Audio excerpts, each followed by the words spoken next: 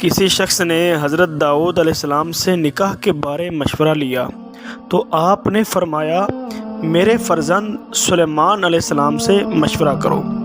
وہ شخص تلاش کرتے کرتے کھیل کے میدان میں جا پہنچا جہاں حضرت سلیمان علیہ السلام اپنے ہم عمر بچوں کے ساتھ کھیل رہے تھے۔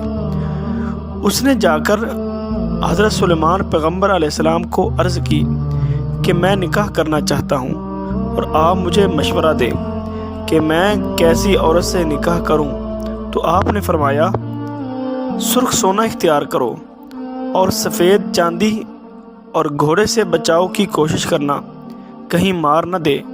وہ شخص ان باتوں کو سمجھ نہ سکا اور حضرت داؤد علیہ السلام کی خدمت میں حاضر ہوا اور وضاحت طلب کی۔ آپ نے فرمایا سرخ سونا سے مراد نوجوان کنواری عورت ہے، سفید چاندی سے مراد مطلقہ یا بیوہ خاتون ہے، اور گھوڑے سے مراد بوڑھی عورت ہے جو بے اولاد ہو۔ حضرت معاذ بن جبل رضی اللہ تعالی عنہ روایت کرتے ہیں کہ شادی شدہ مرد کی نماز غیر شادی شدہ مرد کی نماز سے 40 حصے زیادہ افضل ہے۔ آگے فرمایا شادی شدہ کی ایک دن کی عبادت 1000 سال کی عبادت سے بہتر ہے۔ نبی کریم صلی اللہ علیہ وسلم نے بعض صحابہ سے پوچھا کیا تمہارا نکاح ہو چکا ہے؟ انہوں نے عرض کیا نہیں۔ آپ نے فرمایا کنیز رکھتے ہو؟ عرض کیا نہیں۔ پھر آپ نے فرمایا تمہارے پاس مال وغیرہ ہے؟ انہوں نے عرض کیا جی یا رسول اللہ صلی اللہ علیہ وسلم موجود ہے۔ تو آپ نے فرمایا بغیر نکاح کے مرد شیطان کے بھائی ہیں، اگر تم نصرانی ہوتے تو معاملہ اور تھا، مسلمان کو تو ہماری سنت کے مطابق نکاح کرنا چاہیے۔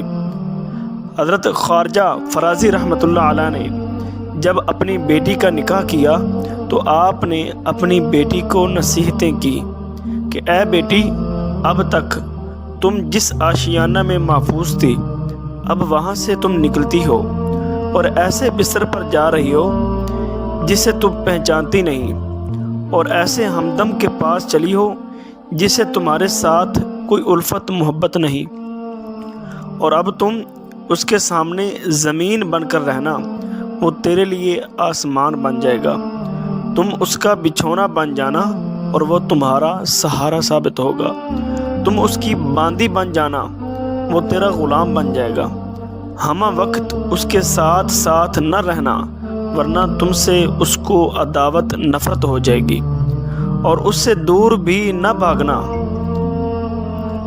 ورنہ وہ تجھے بھول جائے گا، جب وہ تمہارے پاس آئے تو اس کے قریب تر ہونا، اور جب وہ تم سے علیحدہ رہنا چاہے تو اس سے الگ رہنا، نیز اس کے ناک، کان اور آنکھ کو بچائے رکھنا تاکہ سوائے خوشبو کے اسے کچھ اور سننے کا موقع نہ مل سکے، تمہاری اچھی باتیں ہی اس کے کانوں تک پہنچیں، اور جب تم پر نظر پڑے تو تیرے حسن و جمال کے سوا کچھ اور نہ دیکھ پائے، یعنی اپنے آپ کو خاوند کے لیے خوبصورتی سے سجائے رکھنا۔